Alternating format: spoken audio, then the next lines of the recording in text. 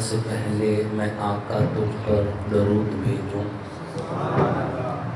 ہر ایک شام و سحر سے پہلے میں آقا تجھ پر درود بھیجوں۔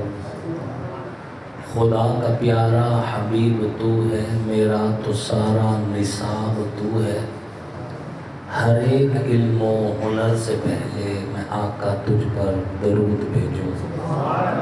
اللہم صلی علی محمد وعلی آل محمد کما صلیت علی ابراہیم وعلی آل ابراہیم انک حمید مجید۔ اللہم بارک علی محمد وعلی آل محمد کما بارکت علی ابراہیم وعلی آل ابراہیم انک حمید مجید۔ واجب سب تکریم محسنین ملت علماء کرام، لائق سب تکریم قراء اعظام، نہایت ہی سعادت مند ثنا خوان رسول عربی صلی اللہ علیہ وآلہ وسلم، اللہ اور اس کے آخری پیغمبر حضرت محمد مصطفیٰ علیہ الصلوۃ والتسلیم کی نبوت، ختم نبوت پر ایمان رکھنے والے توحید و سنت کے علم برداروں، صحابہ کے غلاموں، اہل بیت کے حقداروں، آپ سب لوگ اور ہم اللہ کے فضل و کرم سے اللہ کے گھر میں جامع مسجد مدنی میں ایک دینی، تبلیغی، اصلاحی، نورانی، روحانی محفل کے حوالے سے اکٹھے ہیں، جس محفل کو حضور سیدی و مرشدی حضرت محمد مصطفیٰ علیہ الصلوۃ والتسلیم کی مبارک سیرت کے عنوان سے معنون کیا گیا ہے۔ اللہ رب العزت اس مسجد کی انتظامیہ کو جزائے خیر نصیب فرمائے، قاری منیر احمد صاحب کو، قاری محمد آصف صاحب کو، پیر منظور احمد شاہ صاحب کو، اور ان کے ساتھ ساتھ پیر ناصر شاہ صاحب ہیں، رانا اکرم صاحب ہیں، بھائی شعیب معاویہ صاحب ہیں، اور بھی دیگر جتنے دوست ہیں، احباب ہیں، اللہ سب کو، بھائی محمد صدیق صاحب ہیں، اللہ سب کو جزائے خیر نصیب فرمائے کہ جن کی پرخلوص کوشش کاوش کے نتیجہ میں آپ سے دین کی نسبت سے ملاقات کا موقع ملا ہے۔ میں کئی جگہ پہ یہ کہہ چکا ہوں کہ ملاقاتوں کے اور بھی شیڈول ہوتے ہیں، بعض اوقات بندہ تجارت کے لیے مل لیتا ہے، بعض اوقات بندہ سیاست کے لیے بھی مل لیتا ہے، مختلف عنوان پہ ملاقاتیں ہوتی ہیں، لیکن آج کی جو ملاقات ہے یہ حضور پر نور سیدی و مرشدی حضرت محمد مصطفیٰ علیہ الصلوۃ والتسلیم کی سیرت کے حوالے سے ہے۔ اللہ رب العزت ہمارے ان ساتھیوں کو، جن کا میں نے نام لیا ہے، اور ان سمیت وہ ساتھی جن کا شاید میں ذکر نہ کر سکا لیکن وہ اس محفل کے بانیان میں بھی شامل ہیں، معاونین میں بھی شامل ہیں، اللہ سب کو ایمان، عزت، صحت کی سلامتی والی لمبی اور خوشحال زندگی نصیب فرمائے۔ اسی طرح میری کیبنٹ کے جتنے دوست ہیں، ہمارے تحصیل کے صدر ہیں فوجی محمد رمضان خان بلوچ صاحب، مولانا قاری عرفان حیدری صاحب، بھائی حافظ محمد سعید صاحب، یہ واسو سے تشریف لائے، تحصیل 18 ہزاری کے ہمارے ذمہ دار ہیں، اور اسی طرح مولانا صفدر حسین میرالی صاحب، دیگر جو دوست ہیں جن کی دن رات کی محنتیں، محبتیں، مشقتیں ہمارے ساتھ ہیں، ان سب کے لیے بھی دعا گو ہوں۔ سامعین محترم، یہ بات تو اظہر من الشمس ہے کہ دنیا میں سب سے بڑا اور سب سے مضبوط تعلق جو ہے وہ لا الہ الا اللہ محمد رسول اللہ کی بنیاد پر ہے، اور یہ اتنا مضبوط تعلق ہے کہ اس تعلق کی بنیاد پر فضائل اعمال میں حدیث ہے کہ قیامت والے دن ایسے دو بندے جو دنیا میں محض اللہ کی رضا کے لیے ایک دوسرے سے پیار کرتے تھے، قیامت والے دن وہ اللہ کے عرش کے سائے تلے اکٹھے ہوں گے۔ آپ کا اور ہمارا جو تعلق ہے قوم کی بنیاد پہ نہیں ہے، اور نہ ہی کسی اور بنیاد پر ہے، محض ایک مقصد ہے، اور وہ مقصد یہ ہے کہ لا الہ الا اللہ ہو محمد الرسول اللہ۔ اللہ رب العزت اس تعلق کو دنیا میں بھی نفع بخش بنائے اور آخرت میں بھی نفع بخش بنائے۔ سامعین محترم، ربیع الاول کا مہینہ ہے اور اس مہینے کے آتے ہی مسجد ہو یا مدرسہ ہو، ممبر ہو یا محراب ہو، گلیاں ہوں یا بازار ہوں، اس مہینے کے آتے ہی مقرر ہو یا خطیب ہو، شاعر ہو یا ادیب ہو، معلم ہو یا مدرس ہو، ہر زبان پر خوشبو مصطفیٰ پھیل جاتی ہے۔ اور کیوں نہ پھیلے کہ اس مہینے میں اللہ نے کرم ہی اتنا کیا ہے، اللہ نے فضل ہی اتنا کیا ہے۔ یہ جو اس کائنات کی اس وقت جو زندگی ہے یہ حضور ہی کی تو وجہ سے۔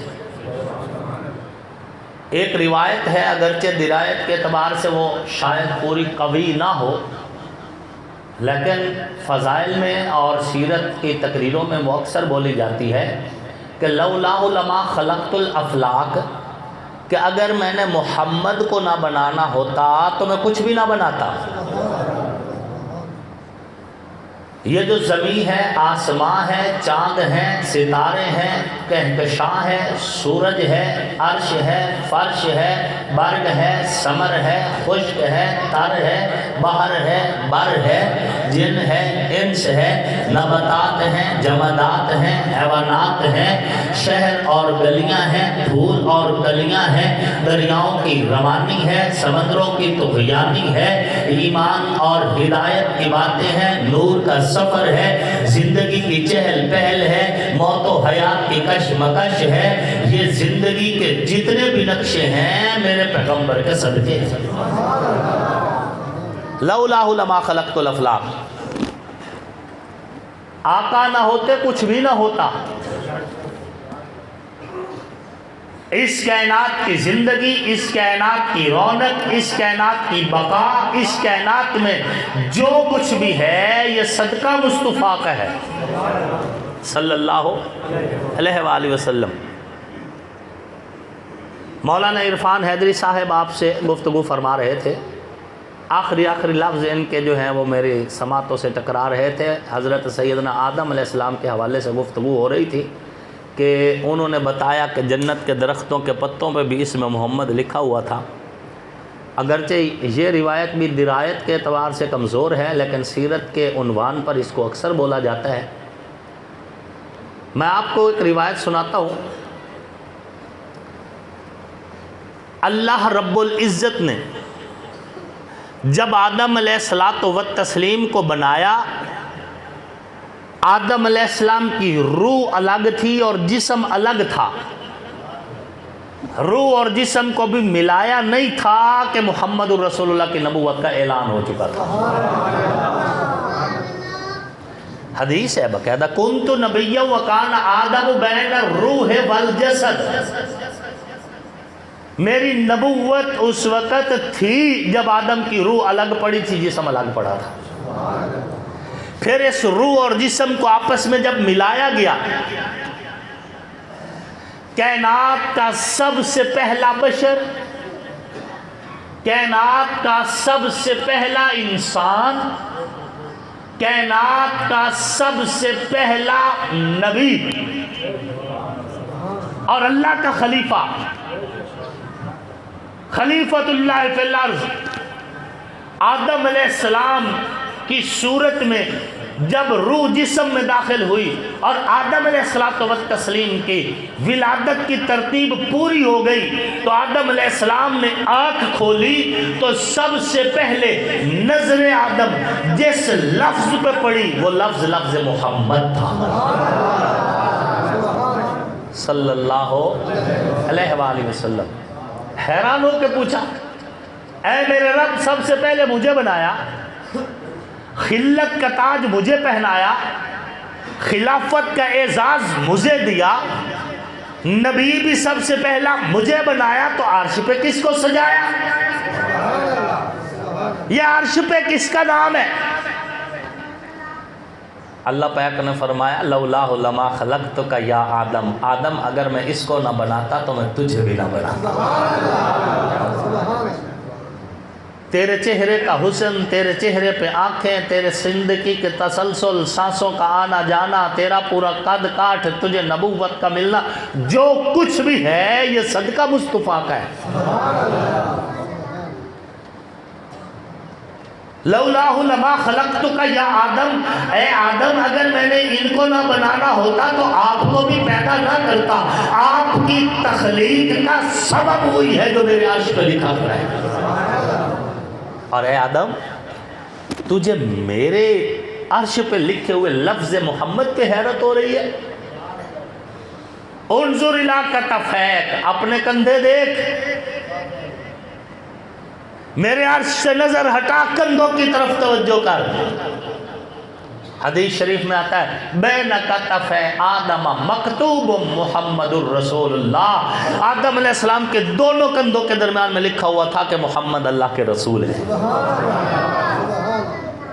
اور یہ نور نبوت آدم علیہ السلام کے کندھوں سے سفر کرتا ہوا یہ نسل در نسل حضرت ابراہیم تک، حضرت ابراہیم سے حضرت اسماعیل تک، حضرت اسماعیل سے چلتا ہوا خواجہ عبد المطلب تک پہنچا۔ خواجہ عبد المطلب کے اندر یہ کیفیت ہوتی تھی کہ جس محفل میں پہنچ جاتے محفل پہ روب چھا جاتا، جس کو گفتگو کرتے اس کا دل موہ لیتے۔ خواجہ عبد المطلب جب چلتے تھے تو اہل مکہ اس کے حسن کی تعریف کیا کرتے ہیں۔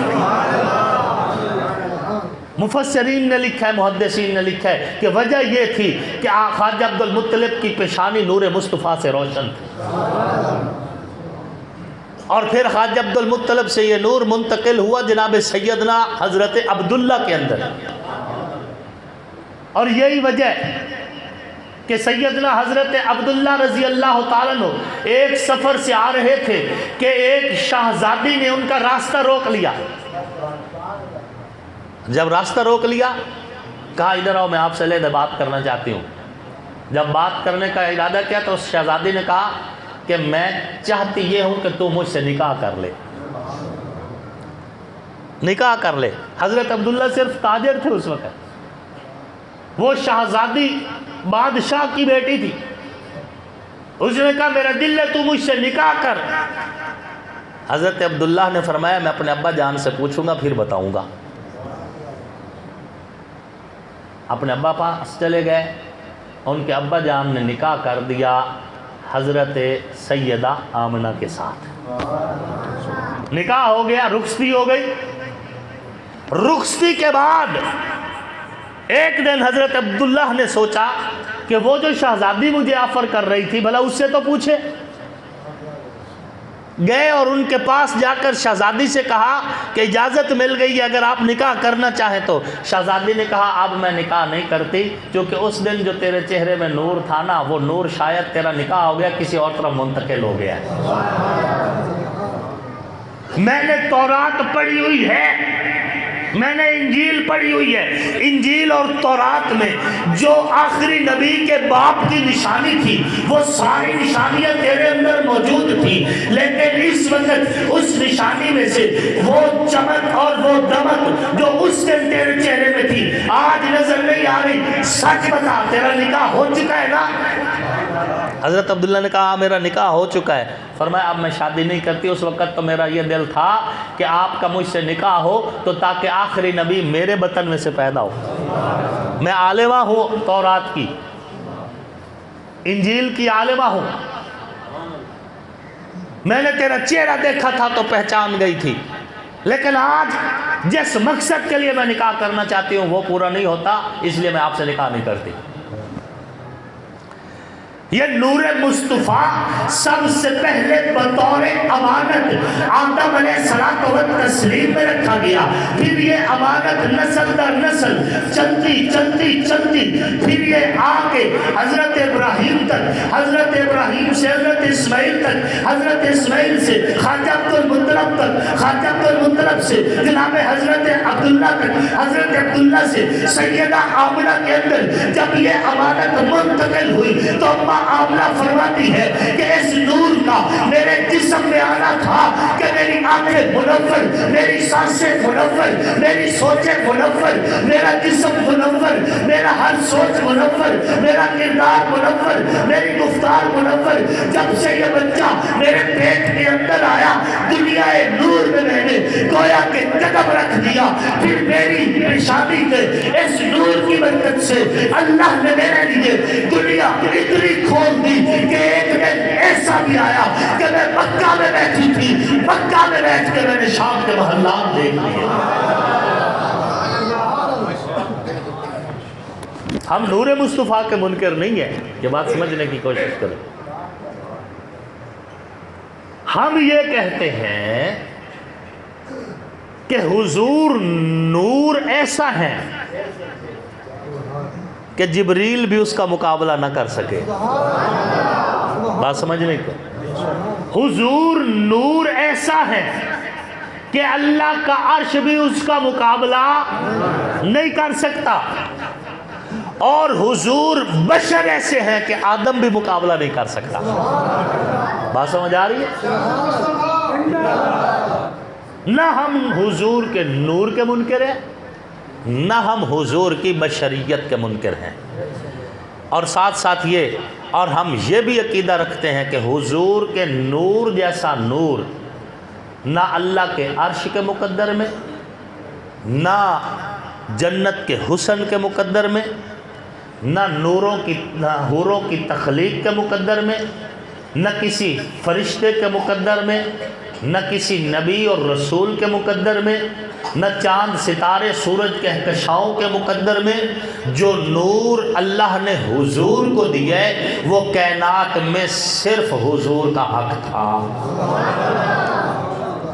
نور رب نے پیدا کیا ہے، تقسیم بھی کیا ہے، کچھ نور سے اپنا عرش، کچھ نور سے جنت، کچھ نور سے جنت کا حسن، کچھ نور سے حوریں، کچھ نور سے محلات، کچھ نور سے فرشتے، کچھ نور کو چاند میں، کچھ نور کو سورج میں، کچھ نور کو کہکشاؤں میں، کچھ نور کو تیری اور میری آنکھ میں، کچھ نور کو ایمان کا نام، کچھ نور کو روح کا نام دے دیا۔ لیکن اللہ کی قسم اہل السنت والجماعت کا یہ عقیدہ ہے، جو نور مصطفیٰ ہے، یہ نور نہ لوح قلم کے مقدر میں ہے، نہ جنت کے نصیب میں ہے، نہ کسی فرشتے کے مقدر میں ہے، نہ کسی اور نبی اور رسول کے مقدر میں ہے۔ یہ نور اللہ نے بنایا ہی صرف ذات مصطفیٰ کے لیے تھا۔ ہم نور کے منکر نہیں ہیں۔ مثال کے طور پر ہم مسجد بناتے ہیں، مسجد کا نام رکھتے ہیں جامع مسجد ذو النورین، رکھتے ہیں نہیں رکھتے؟ مسجدوں کا نام ذو النورین، حضرت عثمان کا لقب ہے ذو النورین۔ انہیں ذو النورین کیوں کہتے ہیں؟ دو نوروں والے کیوں؟ کیونکہ حضور کی دو بیٹیاں یکے بعد دیگرے حضرت عثمان کے نکاح میں آئیں، اسی وجہ سے نا۔ تو آپ حضور کی بیٹیوں کو نور مانتے نہیں مانتے؟ مانتے ہیں نا۔ تو کیا خیال ہے جو بیٹیوں کو نور مانتا ہے وہ باپ کو نور نہیں مانتا؟ جب ہم بیٹیوں کو نور مان رہے ہیں تو کیا ہم حضور کے نور کے منکر ہیں؟ منکر نہیں، ہم کہتے ہیں حضور صرف نور نہیں، نور علی نور ہے، نور من نور اللہ ہم نہیں کہتے۔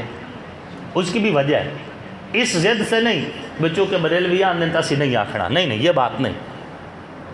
ہمیں بریلوی ہمارے بھائی ہیں، ہمارا ان سے کوئی مقابلہ ہے؟ یوں نہیں، ہم یہ کہتے ہیں کہ اگر تو اس کا معنی یہ کیا جائے کہ حضور اللہ کی طرف سے بھیجا ہوا نور ہے تو ٹھیک ہے، اور اگر اس کا معنی یہ کیا جائے کہ اللہ کے نور کا ٹکڑا ہے حضور، تو یہ تو عقیدہ تثلیث ہے، ہم اس کے قائل نہیں ہیں۔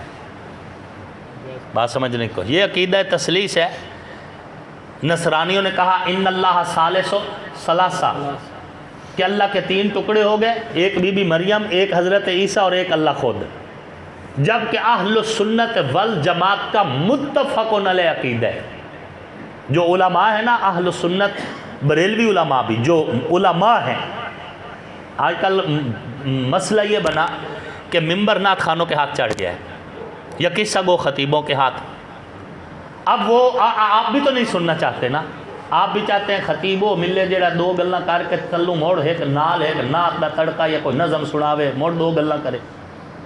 اب لوگوں میں علم کا ذوق نہیں رہا، ورنہ جو مستند اور اچھے علماء ہیں پڑھے لکھے، وہ الحمدللہ بریلوی علماء میں سے بھی بڑے راسخ العقیدہ علماء ہیں جن کا جو اس بات پہ بالکل مصر ہیں، وہ کہتے ہیں کہ اللہ ٹکڑے ہونے سے پاک ہے، اللہ کا نور تقسیم۔ حنفی عقیدہ کہ اللہ تجزی کو قبول نہیں کرتا، یہ پوری ایک بحث ہے، ایک ہفتہ لگا تھا ہمیں سمجھتے سمجھتے، اس میں بڑی بحث ہوئی۔ اللہ تجزی قبول نہیں کرتا مطلب اللہ ٹکڑے نہیں ہوتا، اللہ ترقی بھی نہیں کرتا۔ بات سمجھیے، اللہ ترقی بھی کیوں؟ ترقی وہ کرتا ہے جو پہلے تنزلی میں ہو، اللہ تو تنزلی میں تھا ہی نہیں۔ مکمل وہ ہوتا ہے جو پہلے ادھورا ہو، یہ لفظ مکمل بھی بعد میں پیدا ہوا ہے، اللہ تو پہلے سے۔ بات سمجھ آ رہی؟ عروج کا لفظ بعد میں پیدا ہوا ہے، اللہ تو پہلے سے ہے۔ تو یہ عقیدہ اصل میں سب سے پہلے عیسائیوں نے بیان کیا کہ ان اللہ ثالث ثلاثہ، اللہ کے تین حصے، ایک اللہ خود، ایک بی بی مریم اور ایک حضرت عیسیٰ۔ انہوں نے حضرت عیسیٰ کو بھی نور من نور اللہ کہا، حضرت بی بی مریم کو بھی نور من نور اللہ کہا، حالانکہ اللہ تجزی قبول نہیں کرتا۔ اللہ تجزی سے پاک، جو اللہ کا نور ہے وہ خالق نور ہے، جو اللہ کا نور ہے وہ تقسیم نہیں ہوتا، اس لیے کہ اللہ اولاد سے پاک ہے، لم یلد بھی اس کی صفت ہے، ولم یولد بھی اس کی صفت ہے، قل هو اللہ احد بھی اسی کی ذات ہے، اللہ الصمد بھی اسی کی ذات ہے۔ یہ رب ہے، تقریب نہیں ہوتا، تقسیم نہیں ہوتا، تفریق نہیں ہوتا، تجزی نہیں کرتا، یہ رب ہے، اس کا نور تقسیم نہیں ہوتا۔ لیکن اس کے ساتھ ساتھ یہ عقیدہ ضرور ہے کہ میرا نبی صرف نور نہیں، کیونکہ صرف نور تو چاند میں بھی ہے، صرف نور تو سورج میں بھی ہے، صرف نور تو تیری میری آنکھ میں بھی ہے، صرف نور تو کہکشاؤں میں بھی ہے، صرف نور تو ستاروں میں بھی ہے، صرف نور تو جنت میں بھی ہے، صرف نور تو کائنات میں ہے۔ میرا پیغمبر صرف نور نہیں بلکہ نور علی نور ہے۔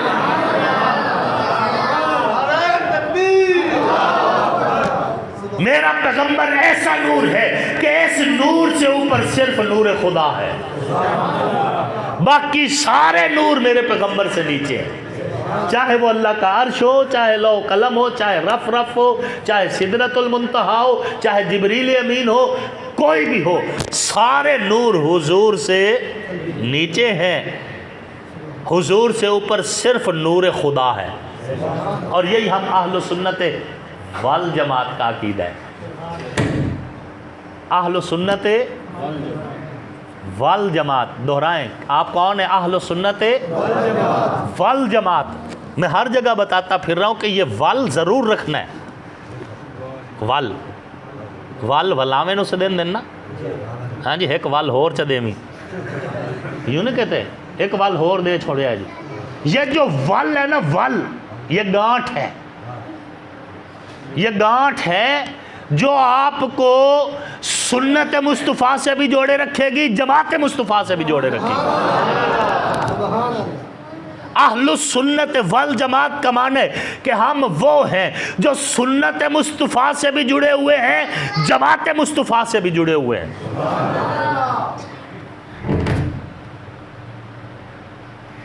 بات سمجھ آ رہی ہے؟ انکاری نہیں، ہم حضور کے نور کے انکاری، ہم تو بڑی صاف سی بات کرتے ہیں کہ اے میرے رب، ہم حضور کو اتنا مانتے ہیں جتنا تو منوانا چاہتے ہیں۔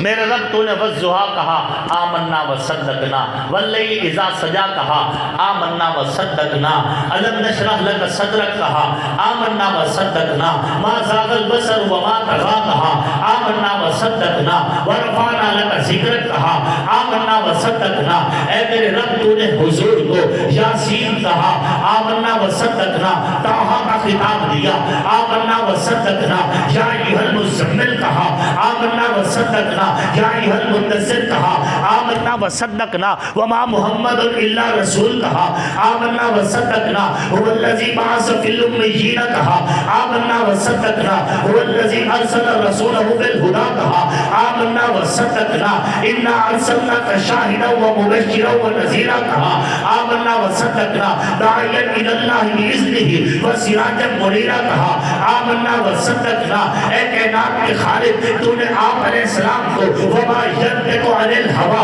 ان هو الا وحی یوحی کہا، آمنا و صدقنا سبحان الذی اسری بعبدہ کہا، آمنا و صدقنا وما محمد الا رسول کہا، آمنا و صدقنا کائنات کے خالق اور مالک رب تو نے میرے پاک پیغمبر کو جو جو خطاب دیا، جو جو اعزاز دیا، جو جو مقام دیا، میں آپ کے نور کو بھی ایمان سمجھتا ہوں، آپ کی بشریت کو بھی ایمان سمجھتا ہوں، آپ کی معراج کو بھی ایمان سمجھتا ہوں، ختم نبوت کے تاج کو بھی ایمان سمجھتا ہوں، آپ کے معجزات کے راج کو بھی ایمان سمجھتا ہوں کہ آقا علیہ السلام کو اے میرے رب تم نے جتنا اونچا بنایا ہم تسلیم کرتے ہیں، جتنا اعلیٰ بنایا ہم تسلیم کرتے ہیں، جتنا نورانی بنایا ہم تسلیم کرتے ہیں، جتنا کائنات کے اندر تو نے میرے پاک پیغمبر کو عروج دیا، نبی کے عروج کو بھی مانتے ہیں، معراج کو بھی مانتے ہیں، نبی کے راج کو بھی مانتے ہیں۔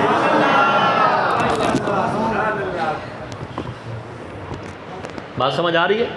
ہم منکر حضرت پیر سید نصیر الدین نصیر رحمت اللہ علیہ گولڑا شریف والے بڑی خوبصورت بات فرما گئے کہ نور و بشر حاضر و ناظر و غیب کو چھوڑ، نور و بشر حاضر و ناظر و غیب کو چھوڑ، یہ بھی کیا کم ہے وہ سینے سے لگائے ہوئے ہیں۔ کیا اتنا کم ہے کہ ہمیں حضور کا کلمہ مل گیا؟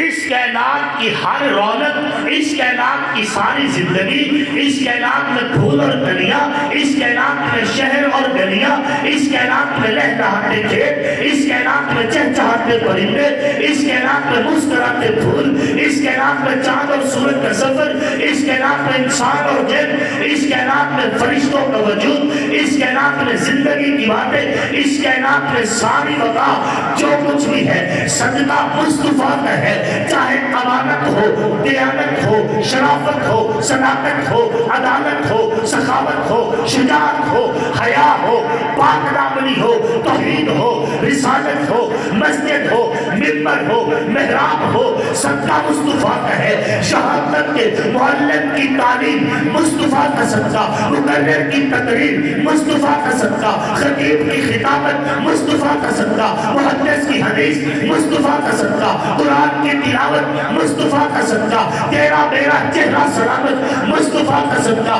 قیامت والے دن ہم جیسے فقیروں پہ اللہ فضل کرے گا تو وہ بھی صدقہ مصطفیٰ کا۔ صلی اللہ علیہ وآلہ وسلم۔ در فشانی نے تیری قطروں کو دریا کر دیا، دل کو روشن کر دیا، آنکھوں کو بینا کر دیا، جو نہ تھے خود راہ پر اوروں کے ہادی بن گئے، وہ کیا نظر تھی جس نے مردوں کو مسیحا کر دیا۔ ایک ایک گھونٹ پانی پر لڑنے والے، 90 سال تک ایک دوسرے کو قتل کر دینے والے، آپس میں یوں شیر و شکر ہوئے کہ عین شہادت کے وقت اپنے حصے کا پانی دوسرے زخمی کو دے رہے تھے۔ جب اس کے پاس پہنچا تو اس نے کہا مجھے چھوڑیں، پہلے میرے اس بھائی کو پلائیں۔ جب وہ وہاں پہنچے تو وہ شہید ہو چکا تھا، اس کے پاس آیا یہ بھی شہید ہو چکا تھا، اپنے بھائی کے پاس آیا وہ بھی شہید ہو چکا تھا۔ یوں محبت عام ہوئی حضور کے صدقے۔ یؤثرون علی انفسہم ولو کان بہم خصاصہ، قرآن میں اللہ پاک نے فرمایا کہ محمد علیہ السلام کی جو جماعت ہے وہ اتنی دین پر عمل پیرا ہے کہ شدید ضرورت کے باوجود بھی اپنے حصے کی چیزیں اپنے دوسرے بھائیوں کو دیتے ہیں۔ مسلمان بھائیوں، مراد مسلمان بھائی تھے۔ سب سے بڑا رشتہ تو اسلام کا ہے نا، سب سے بڑا رشتہ کس چیز کا ہے؟ اسلام کا ہے۔ جنگ بدر کا قیدی پکڑا ہوا ہے، رسیوں میں جکڑا ہوا ہے، ستون سے بندھا ہوا ہے، اور اس کا سگا بھائی اس کے پاس سے گزرا ہے. سگا بھائی مسلمان تھا، یہ قیدی کافروں کی جانب سے آیا ہوا تھا بدر میں. سگا بھائی پاس سے گزرا نا تو اس نے کہا او میرے بھائی. تو اس نے ہاتھ کے کہا کس کو بھائی کہا ہے؟ اس نے کہا تجھے. انہوں نے کہا جا پرے، اسلام نے کفر سے رشتے توڑ دیے ہیں، جا پرے مر. اس نے کہا تو میری ماں جایا؟ اس نے کہا کوئی ماں جایا نہیں، اسلام نے کفر سے رشتے توڑ دیے ہیں. میرا رشتہ تجھ سے نہیں، میرا رشتہ کملی والے سرکار سے ہے. سب سے بڑا رشتہ دین کا رشتہ ہے، سب سے مضبوط رشتہ دین کا رشتہ ہے. ورنہ بھائی تو حابیل اور قابیل بھی تھے. اگلے دن میں ایک جملہ پڑھ رہا تھا کہ اگر آپ کو کوئی کہے نا کہ میں تمہارا بھائی ہوں تو اس سے پوچھ لینا کہ حابیل ہے یا قابیل ہے،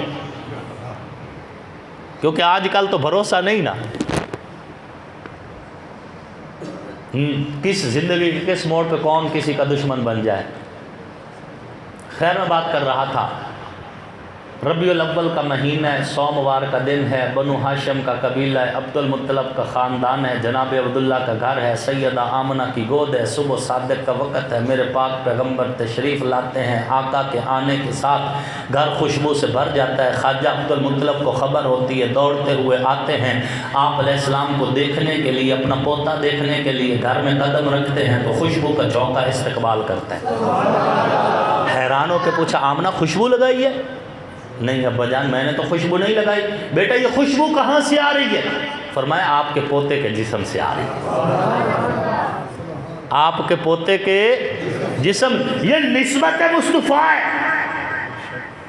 جو اتنی خوشبودار کر دیتی ہے کہ بندہ مر بھی جائے تو قبروں سے خوشبو آتی ہے. ہمارے اکابر میں سے ایسے بندے گزرے نہیں، فوت ہوئے تو ان کی قبروں سے خوشبوئیں آئی. نسبت مصطفیٰ کے صدقے، جب تک بھی کہ نہ تھے کوئی پوچھتا نہ تھا، نسبت کے فیض نے ہمیں اونچا بنا دیا. حضور کا صدقہ حضور کا ہے، صدقہ مصطفیٰ کا ہے صلی اللہ علیہ وآلہ وسلم. جو صحابہ کو مقام ملے یہ بھی صدقہ مصطفیٰ کا ہے. اور وہ میں آپ کو روایت سنا رہا تھا نا کہ اللہ کے عرش پر آدم علیہ السلام نے آنکھ کھولی تو اللہ کے عرش پہ حضور علیہ السلام کا نام لکھا ہوا تھا.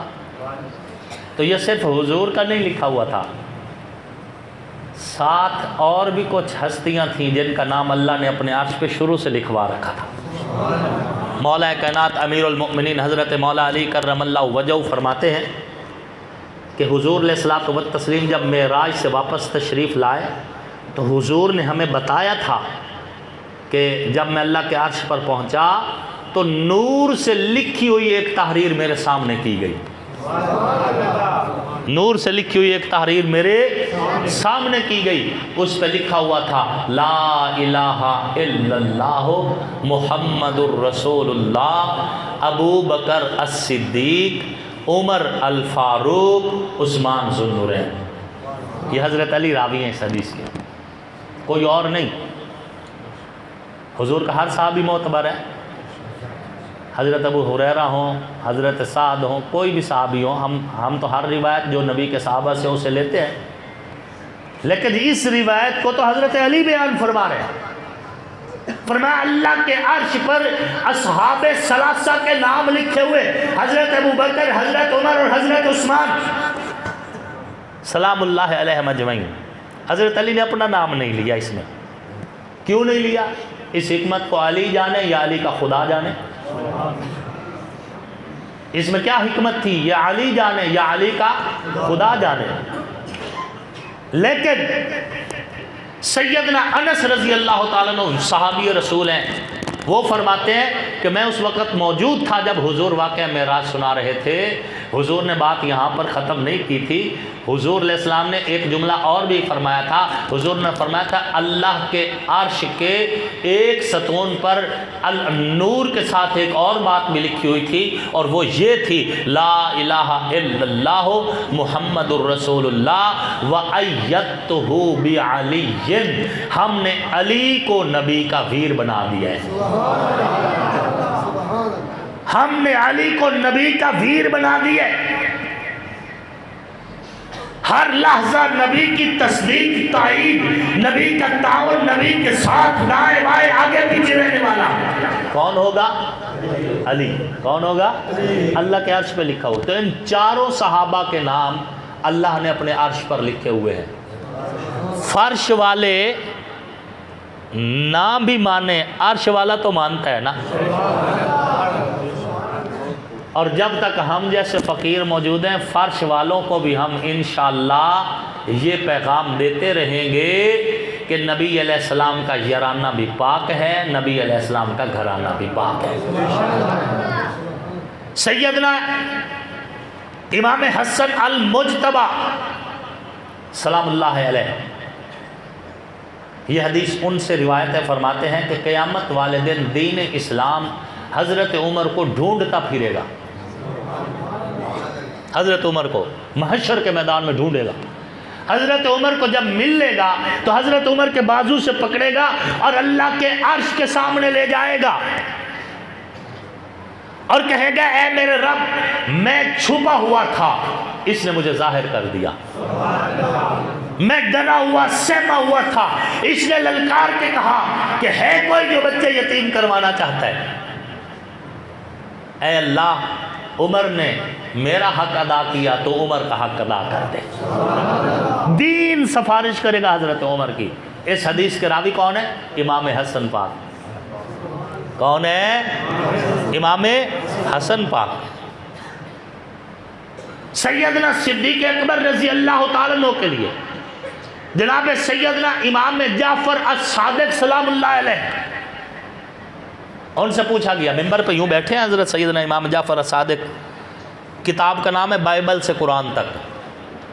اظہار الحق ایک کتاب ہے عربی کی، اس کا اردو ترجمہ ہے بائبل سے قرآن تک، اس کا نام رکھا گیا۔ اس کے حوالے سے گفتگو کر رہا ہوں۔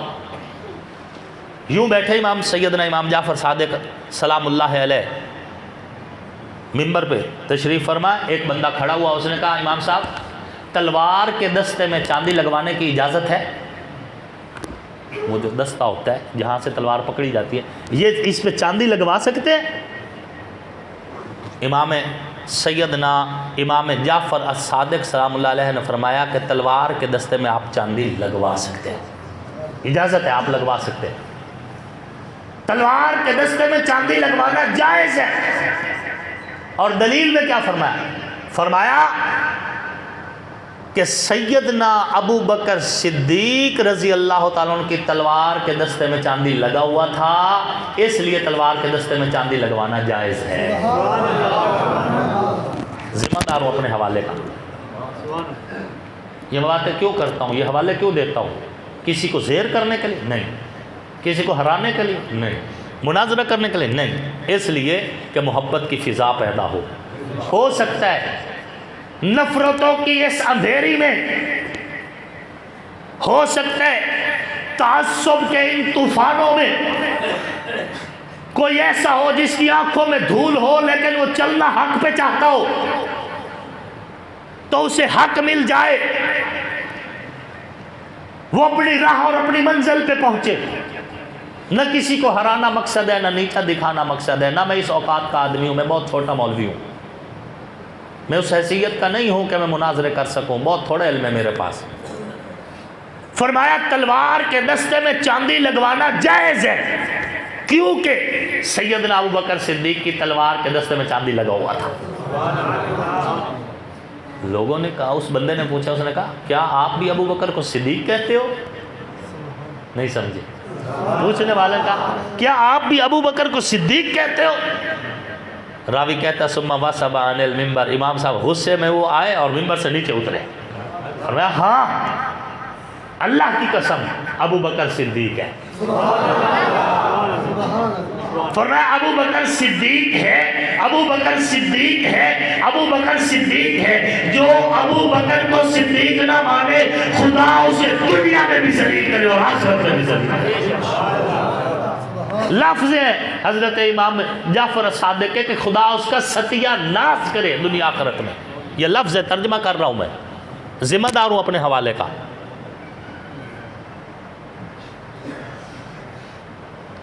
آئیے اگلی روایت سناتا ہوں۔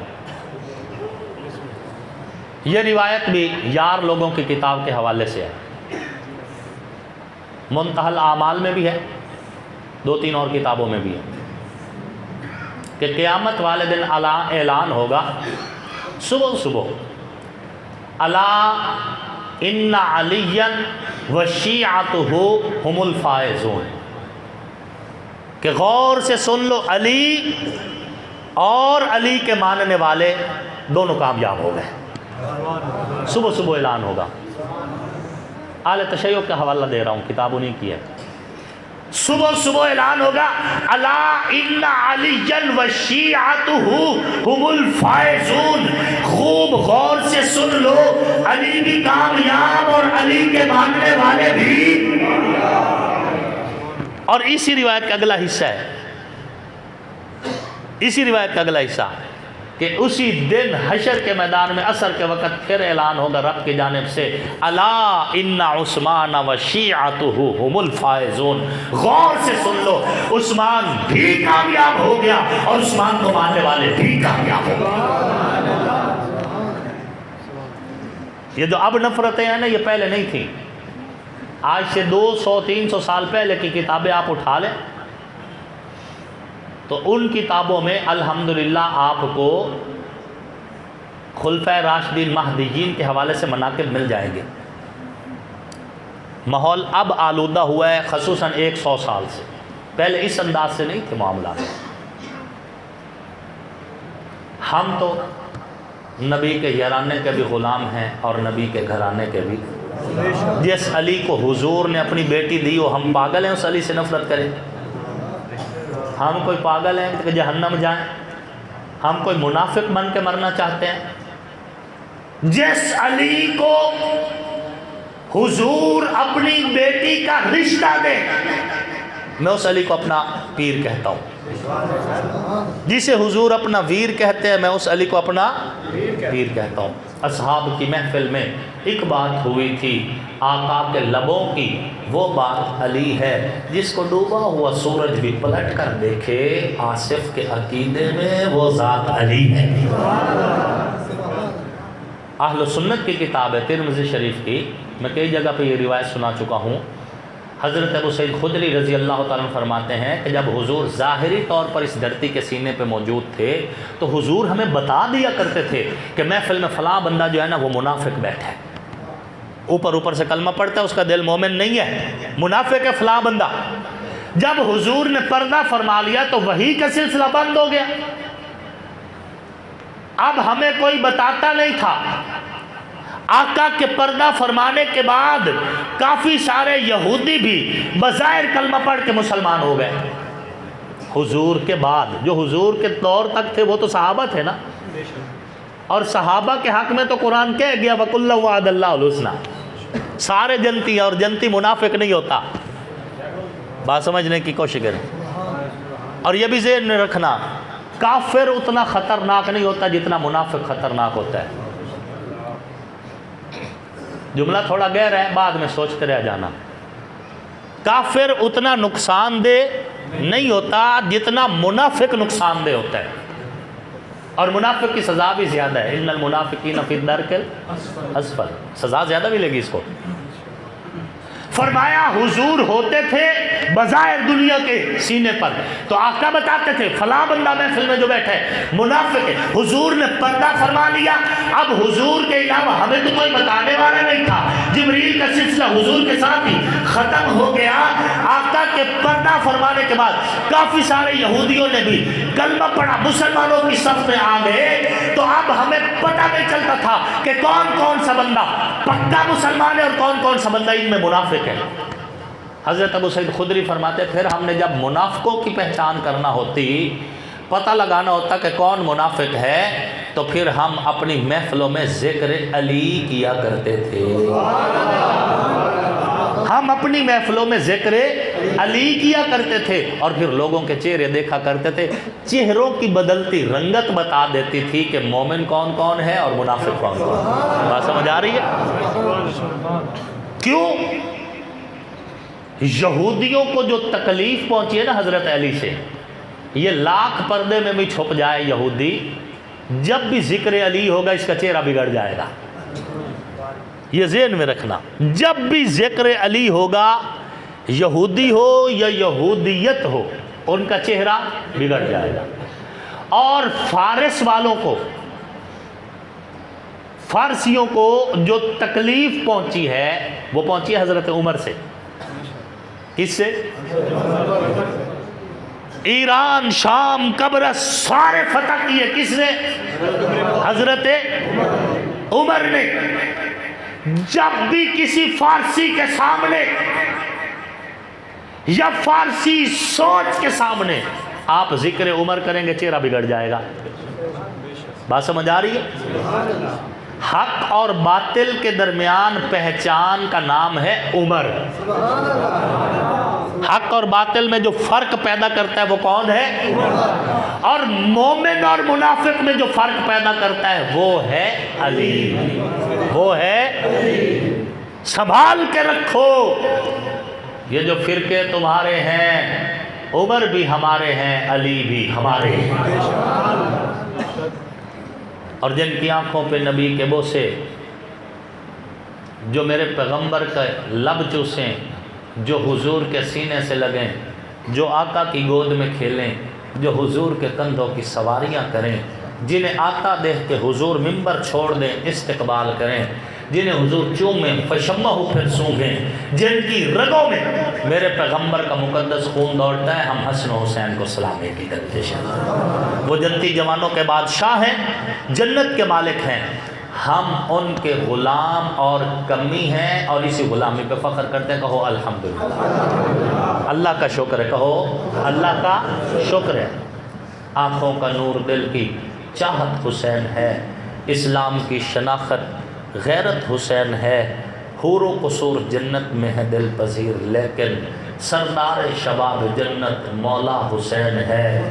دنیا میں احترام کے لائق ہیں جتنے لوگ، ان محترم نفوس میں شامل حسین ہے۔